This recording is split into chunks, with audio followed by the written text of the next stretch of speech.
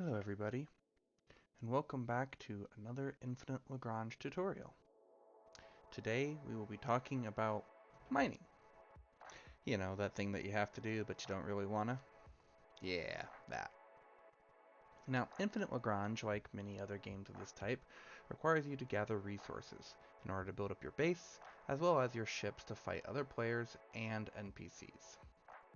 Mining in this game takes place in the form of nodes, like this one right here. You have to send a ship of the appropriate size to an asteroid in order to mine it. Mining ships come in 3 different flavors, ranging from the small, medium, and large. We're going to go ahead and dive right into them. First off, we have the one that you start with, the small. The small utility ship is, to be quite honest, pretty lackluster. You get it at the very beginning of the game, but if you are skilled, within the first day or maybe 2, you should be able to get enough resources to unlock the medium. If not, that's quite alright. Down here we have the usual stats that we have on all ships, but for utility ships it's a little bit different. Instead of having DPM, anti-air DPM, and siege DPM, we instead have cargo capacity, engineering, and mining speed. Cargo capacity, just like with normal ships, is how much this unit can carry before it has to come back to base and drop off its load. Engineering is how quickly a utility ship builds a structure, such as these outposts, basic mining amps, intermediate mining platform, and advanced mining platform. These are often referred to as BMPs, IMPs, and AMPs. More on these later.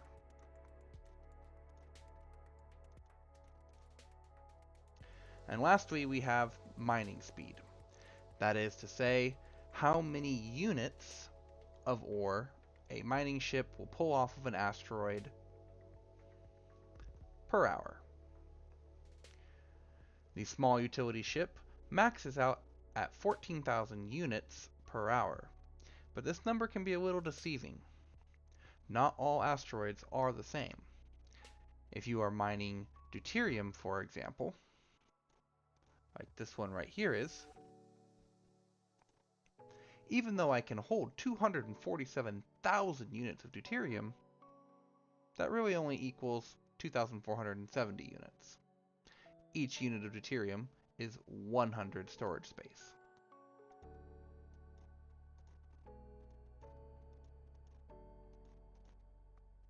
So as you can see, the small has pretty lackluster mining. It also has a really tiny cargo. This thing can only hold 3,900, which is to say, it really could only hold 39 units of deuterium. That's not a lot. To make up for these shortcomings, the small utility ship only costs a fraction of the CP, mining CP that is, or command points, of its medium and large counterparts. It also has the fastest warp speed and the fastest cruising speed. These stats though don't matter too much. The small utility ship has 4 upgrade slots for its mining UAVs, cargo capacity, and 2 mining speed. I personally recommend when you are first starting out in the game that you focus on getting the mining speed upgrades first. After all, the way that the game works for giving experience to utility ships is the more it mines, the more experience it generates. The small ship doesn't hold very much, and even adding 80% to its cargo hold, all you really manage to do is double it from 1,500 to 3,900. The mining yield, however, goes from 10,000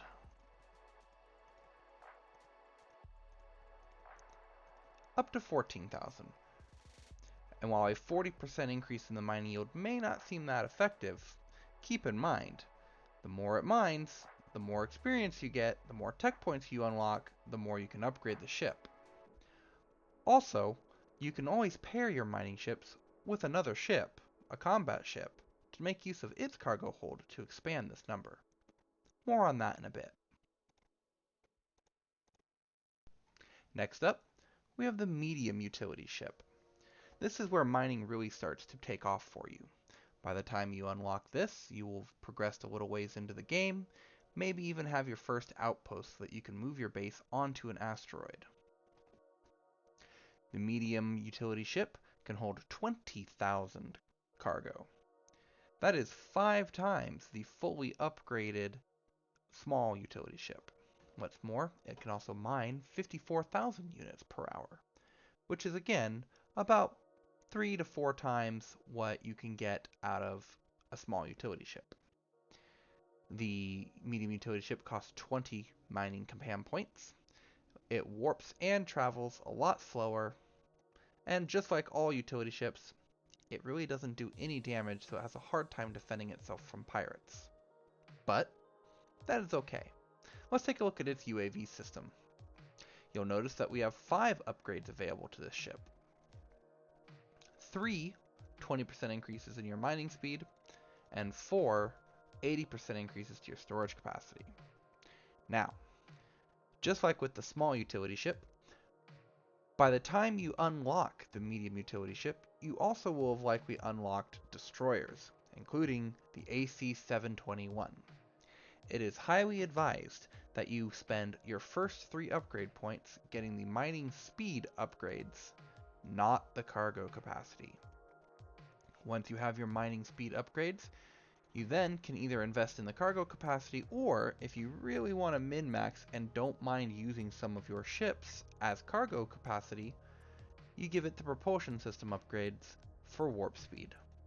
This will allow the ship to almost keep up with your slowest ships, but more importantly, it will shorten the time it takes for your utility ship to go from an asteroid belt back to your base and then return to the belt, thereby increasing your effective mining per hour. Finally, we have the X-20, or the large utility ship. The large utility ship can hold a whopping 250,000 units, and it can mine 128,000 per hour. Just like with the medium, it has 5 upgrade slots divided up into 3 mining speed and 4 cargo. However, unlike the medium, the order in which you want to acquire these upgrades is a little bit different. The base upgrades for the large utility ship are 80,000 mining per hour and 95,000 cargo. This means that if you send this out to an asteroid by itself with no other ships along for the ride, in 1 hour it will almost fill its cargo, compared to the medium mining ship, which will very easily fill its cargo in less than 1 hour.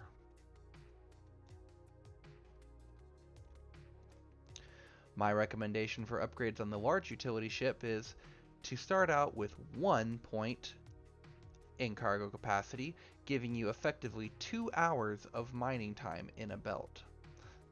This is more than enough to offset the fact that the large has a horrendously slow speed.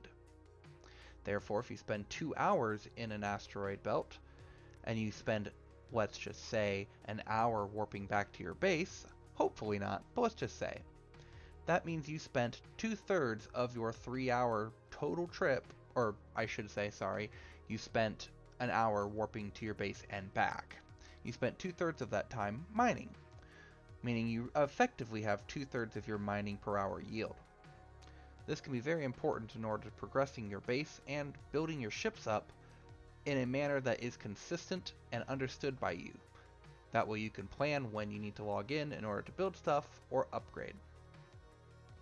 After you have picked up your first cargo capacity, I then recommend that you continue to pick up the mining speed upgrades, getting at least 2, but preferably all 3. Just like with the medium utility ship, if you plan to bring along combat ships to use as extra cargo, you can skip one of the mining speed upgrades or skip one of the cargo upgrades depending on how much you are investing into the fleet. If you are really filling the fleet full of cargo capacity, I would recommend skipping the first one, and just getting the mining speed. After all, faster you mine, faster you get experience.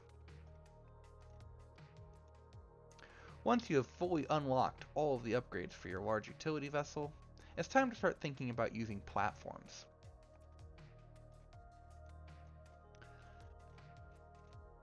Platforms come in three varieties. You have the basic mining platform, which is unlocked rather early in the game, around the same time that you would unlock your medium utility ship. The intermediate platform, which is unlocked a few base zones later, and then finally the advanced mining platform. The basic mining platform will create a square in space of this size, with the mining platform being in the middle. All asteroids contained within this square will have a mining speed bonus applied to them for your ships and your ships alone. Now, of course, your allies can also come in and mine the same asteroids as you, but they will not benefit from this, from the upgrade to your mining speed. There are other benefits as well to having a basic mining platform, such as giving your fleets the ability to warp to this zone to mine everything within it without the need for operations like you see here.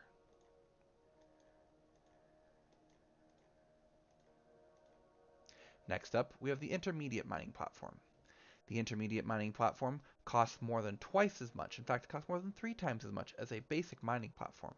However, the intermediate mining platform provides an even stronger mining yield bonus, equal to 10% increased mining speed. What's more, it has one more bonus that the basic mining platform does not have. It allows you to take 2 mining fleets and put it on 1 asteroid. This will dramatically reduce the number of asteroids that you need in order to mine whatever resources you are after. For example, if I had one on this crystal asteroid, I could put 2 mining fleets on it, and then I'd only need to find a couple more with 2 each to have all of my mining income sorted out. Without it, like you see here, I have to send a fleet to each one of these rocks. Now I have large mining vessels, so I only need to find 8 rocks to do this. But if I still were using medium, I would have to find 16 asteroids, which is basically all the asteroids contained within this entire area. There is one final benefit of the intermediate mining platform. It reduces the effective level of an asteroid by 1. This means that if you were to be mining an asteroid such as this crystal asteroid here, it would no longer be a level 5, but in fact be a level 4. This is particularly useful because at certain levels, the class of ship required to mine goes up. Level 5 requires a large utility ship.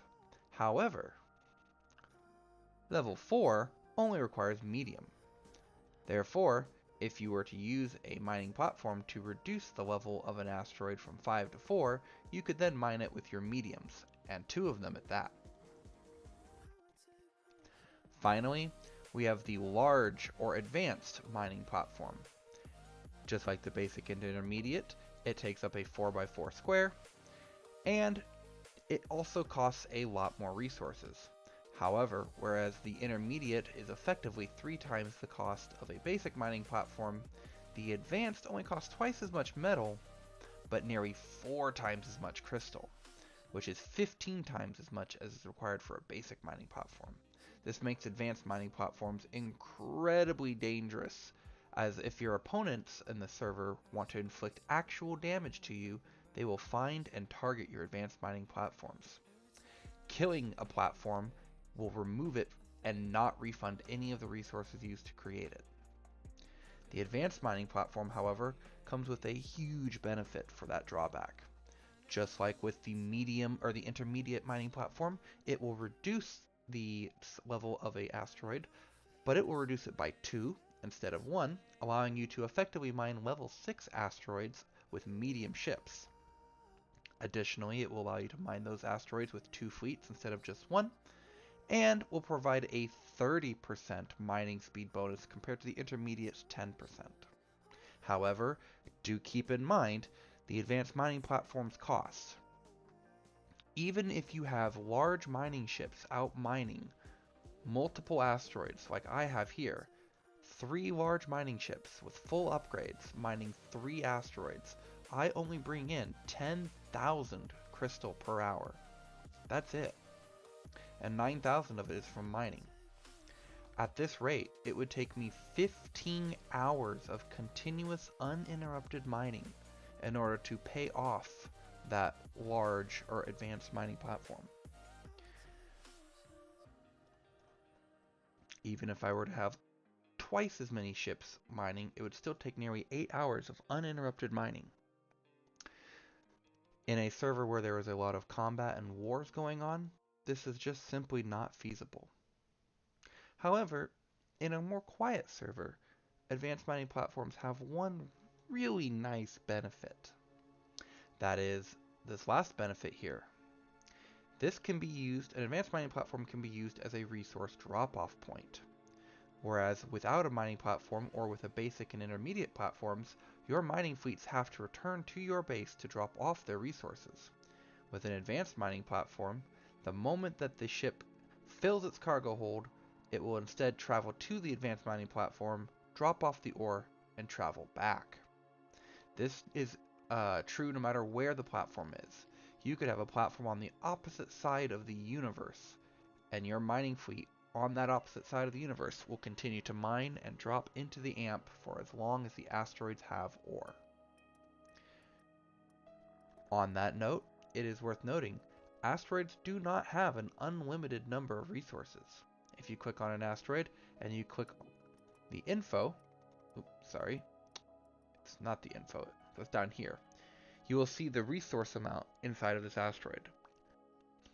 This crystal asteroid has 17 million units of crystal in it, which is a lot. However, if we were to go and look at a smaller asteroid, let's just pick one over here. Nah, we don't want space dust. Here we go. No, actually, we do want space dust. Oh, I guess I can't see it from this far away, I forgot. Well, that's okay, this gives me the example I wanted. These asteroids have a fraction of the material as a level 2, 3, 4, 5, or 6 do.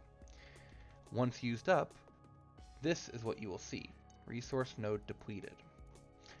This means you can no longer send a mining fleet to mine from it. However, you can still build an outpost and dock your base.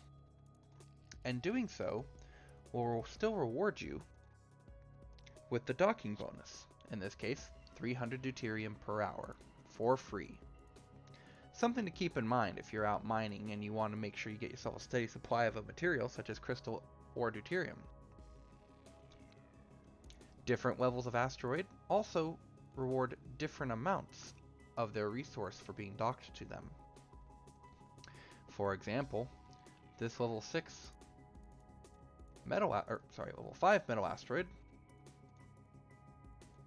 rewards 60,000 metal per hour. However, let's see if we can find a different level.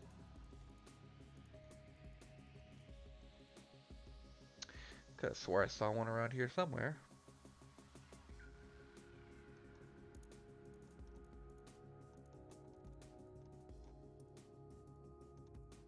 Here we are.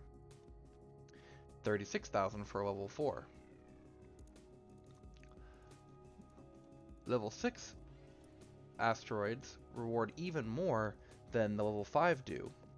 However, level 6s only exist for metal and crystal. You will never find a level 6 deuterium. Anyone who tells you otherwise is selling you something. But, even though that's the case, docking to a level 4 deuterium, yielding 600 per hour, is still more efficient than docking to a level 4 or level 5 even crystal. The reason for that is because in this game, you can actually trade your resources.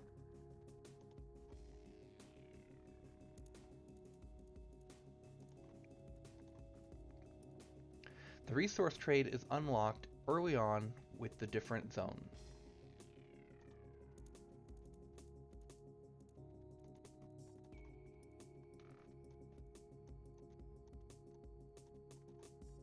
The The trading center increases the ratio that you can exchange from, I believe it's 35%, up to around 50%. Don't quote me on that number. I read it off the wiki a while ago, but I do not remember exactly if it was 30, 35, or something like that. Suffice to say, trading your resources can be, well, let's just say a net loss. However, trading from one resource that you have an abundance of to one that you need is often going to be required in order to succeed in this game. If you are surrounded by crystal asteroids and there are no deuterium rocks in sight, you may have to come here and trade some of your crystal into deuterium.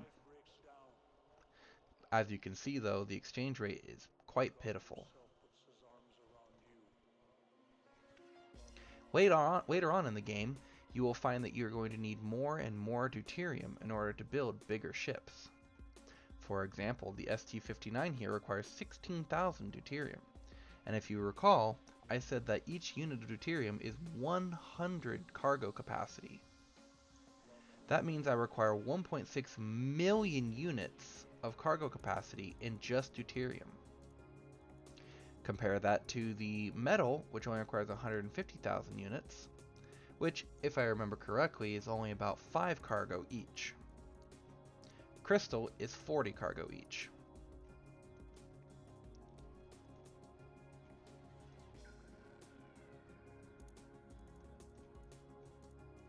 Well, that about wraps it up for going over the mining ships, but let's talk about one more thing before we go.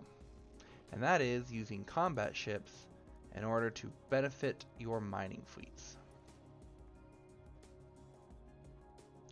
If you go to create a fleet, actually, let's back up a step. Most people, when they go to mine a fleet or mine an asteroid, they click on the asteroid and they click mine. It will send them to their base where they can use rapid formation in order to build a fleet. However, you can't add any other ships. What gives? Well, the way that this game works, you actually have to go to create fleet, then rapid formation, select your mining vessel or other ships, and now you can have them in the same fleet.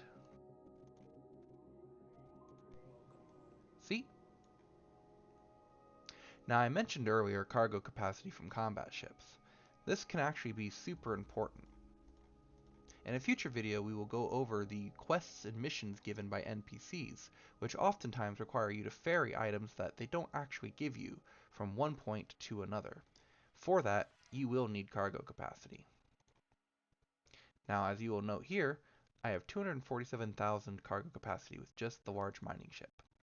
However, if I go to add something like an ST-59, that cargo capacity goes up by 130,000. This costs 28 command points. If I were to do that with these armored frigates instead, it only goes up by 1,500. 9 armored frigates would only give me 10,000 cargo. Hardly seems worth it. So what ships should you use for cargo? Well, generally speaking, all the destroyers are pretty bad, as are all the frigates. For 6 command points, I add 9,000 with a winged hussar, or even less if I'm using one of the other versions. 10,000 for a series, but it costs 8 command points. We'll come back to the AC-721. 10,000 for a guardian, costing 9 points, and 10,000 for a tundra. All of these are pretty horrible. But what about that AC-721? 11,500 for 8 CP? That still doesn't sound very good. Well, it's not, by default. However, the AC-721 has a variant. The Type A AC-721, also known as the generic type, has a storage upgrade down here. In fact, it has 2 of them. Each point that you put into this will increase the cargo capacity of the AC-721 by 720. That means all said and done, you can very easily add 7,000 additional cargo for each AC-721. This will be added in addition to the base cargo of the ship, which can be seen here. This can bring the base cargo of the AC-721 up from 18,000 to 25,000. And if you remember, the medium only holds 20,000. That means one AC-721 holds more than a fully upgraded medium utility ship does. Keep that in mind the next time you're going mining. Even the combat versions of the AC-721 can be used in this way. While they don't have as good of an upgrade as the generic version does, even adding one in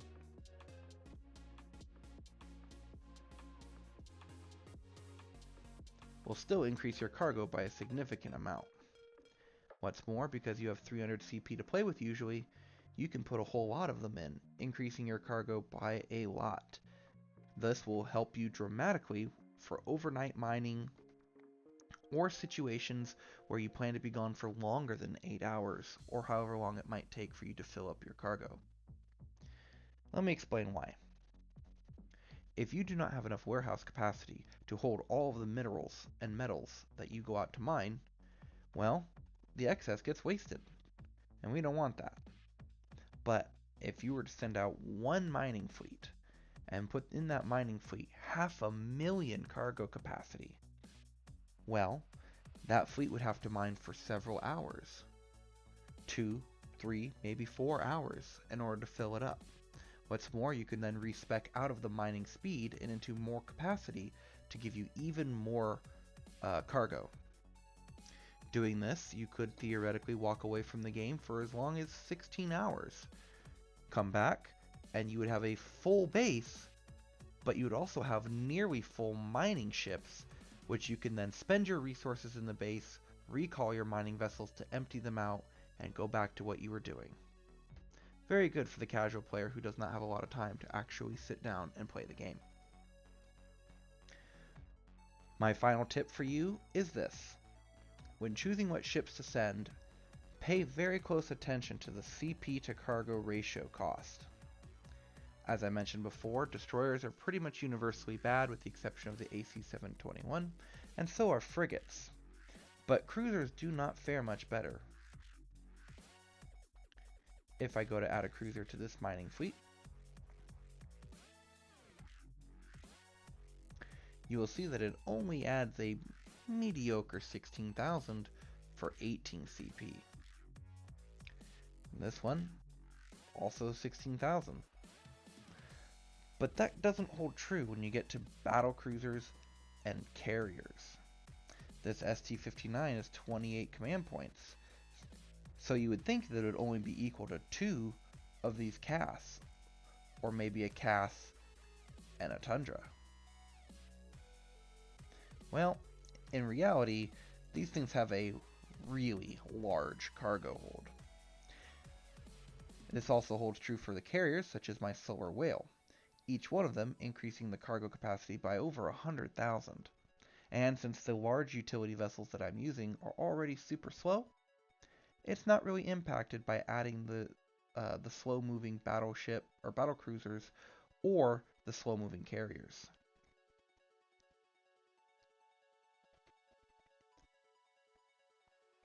I think that about wraps it up for what I have for you guys today on mining. If you have any questions about mining, if you have questions about is this ship good to use with a mining fleet, things of that nature, feel free to leave a comment. Also, if you liked this video and have a suggestion for the next topic, please let me know in the comments. Additionally, you can find me on the Infinite Lagrange Discord. That's it for now. I'll see you guys next time. Thank you.